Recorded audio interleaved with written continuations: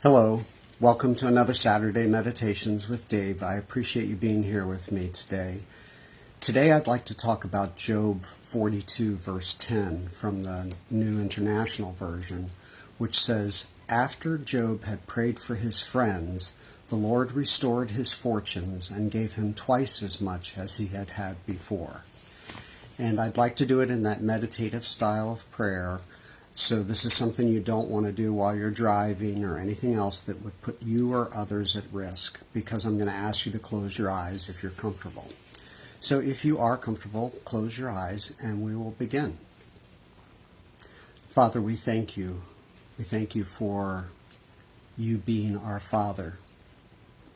We remember you on this Father's Day. You are the Father of fathers. You are the Father to us all. You're the one that deserves the honor and the glory and the praise on this Father's Day. We thank you because we know as a father, giving up your only son was the hardest choice you've ever had to make. And yet you loved us so much that that's what you did. Giving him up to be sacrificed as a sin offering so that there might be reparation for our sins. Full atonement for everything that we've done wrong, so that we may be justified, just if I'd never sinned in your eyes. Not only have you forgiven us, but you've given us the free gift of righteousness. Thank you, Father. Thank you, thank you, thank you. If you never did anything else for us, that would be enough. I ask you to anoint my words, that I would say only that which you want me to say. I ask that you would open our ears, our eyes, our hearts to see your truth that would set us free. We pray for all of this through the prayer of the Spirit and in the name of Jesus, your Son. Amen. So to begin, I'd like you to begin with a natural, relaxed abdominal breath, recalling that God breathed the breath or the spirit of life into Adam's nostrils after he had made him from the dust of the earth, and Adam became a living being. And as you exhale everything that you know is not from God. Things like confusion, fear, anxiety, worry. And take another relaxed, gentle abdominal breath, recalling that the Holy Spirit, the Father, and the Son are permanent residents within the temple of our body. Jesus promised to never leave us or forsake us, and that is just because the Father abandoned Jesus so that he wouldn't have to abandon us. And take one more relaxed, gentle abdominal breath, recalling that his perfect love that is demonstrated through the sacrifice of his Son is the perfect love that casts out our fear, takes away all of our toxic shame and guilt, and gives us, in addition to the forgiveness of our sins, the free gift of righteousness, such that we can truly say, in Christ, we are the righteousness of God. And I'd like you to continue to focus on your breath. It's innocuous, but it is something that's real. It's something that anchors our awareness to the present moment, and that's where we will find the presence of God, in the present moment. So just continue to recall that God is with you right now. Let go of everything that you carried with you into this moment from the week prior, and let go and let God take care of everything that may or may not happen next week. This is the only reality that exists right now. Everything else is memory or a figment of our imagination. God with us is all that's important. If all you do is focus on your breath and stay focused in the presence which is in the present moment, then you should feel more peaceful at the end of this time. Don't worry about trying to remember what I'm saying. The Word of God never returns void, so it'll get in.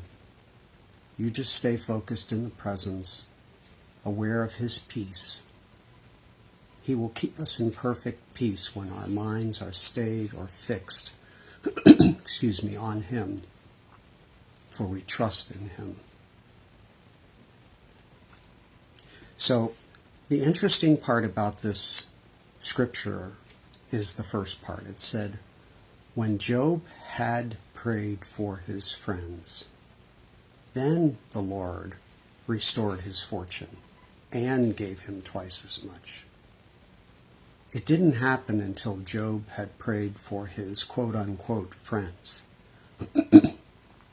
If you recall, his friends, except for the very beginning when they came and sat silently in his presence and said nothing, that's the only time that they acted like friends.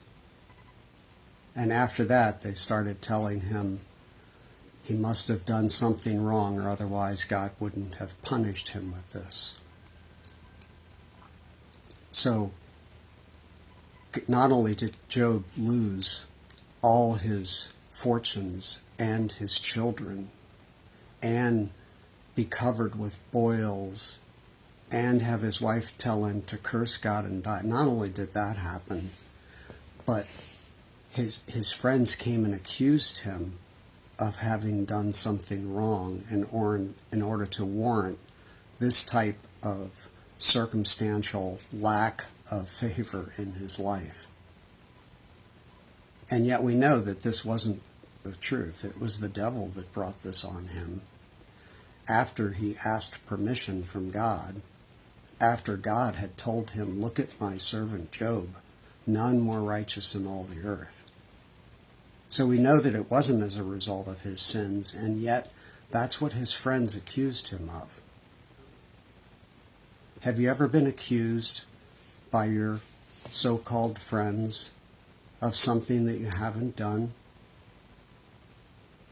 I know that feeling, and that feeling is a terrible feeling, because you know that you're not guilty of what they're saying, and yet most often defending yourself in that situation only makes you look guilty. I wonder if that's one of the reasons why Jesus was silent before his accusers. There's really nothing that you can say if someone has made their mind up about you and have judged you falsely. That's why judgment is so harmful, both to the person you judge and to yourself. Because judgment is different than discernment. Discernment is seeing the truth. Judgment has an element of resentment in it. You see what you think is the truth, and then you hate it. And when someone is judging you, you feel that hatred.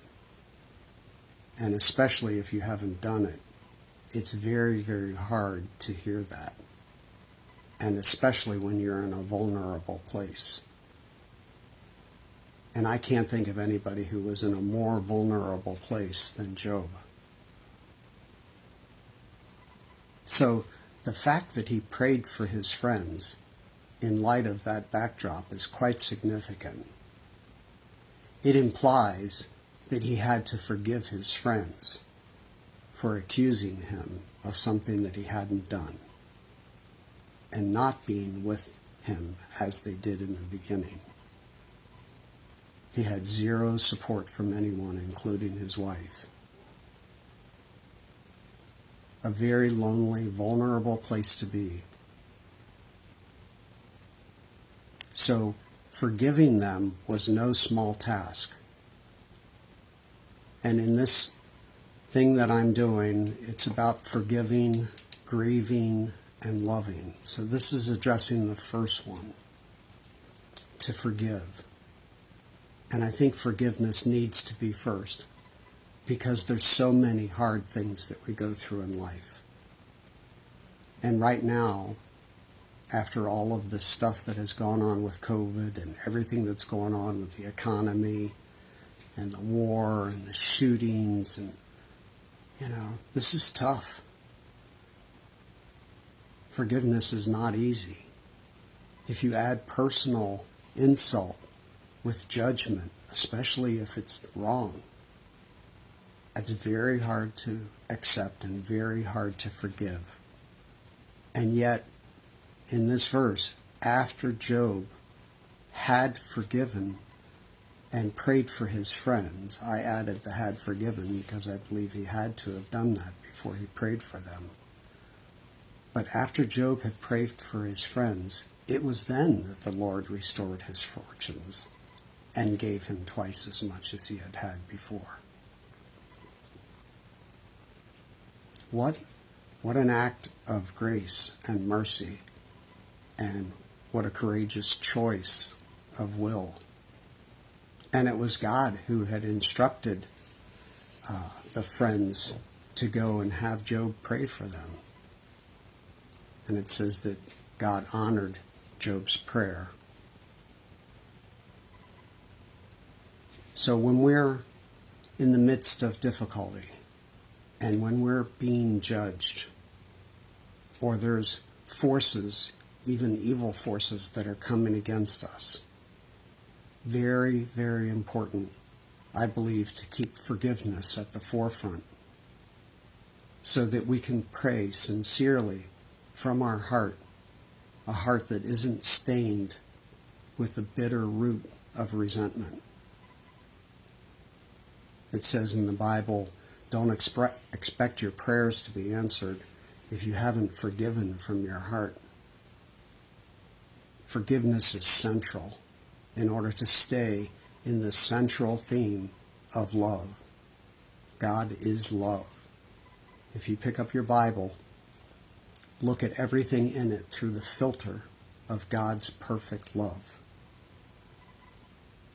If you're not, then I wonder if we're seeing it as correctly and as truly as we can. If we have everything else but don't have love, we're just a clanging gong.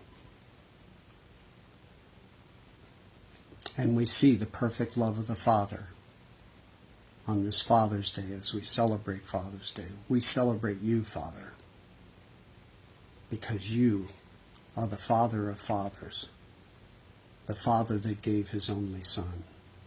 We celebrate you, Jesus, who had the greatest love, such that you laid down your life for us, and you called us friends.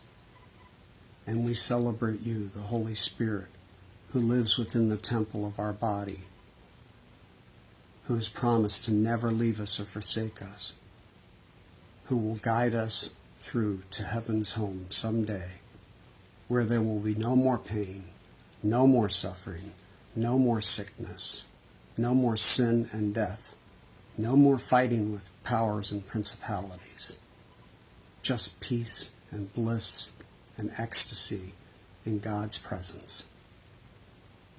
We thank you. Father, we wish you happy Father's Day. We pray this through the prayer of the Spirit, and in the name of Jesus, your Son. Amen. Well, thank you for joining me today. I appreciate it. And I do pray for all fathers and all of those who have a father's heart. Many times we show our fatherhood by loving someone else's son, being kind, giving a word of encouragement. I pray especially for fathers who wanted children and didn't have children. And I pray especially for fathers who've had children and they've lost them, like Job did. All of his children died. Unimaginable. God help anyone in that situation.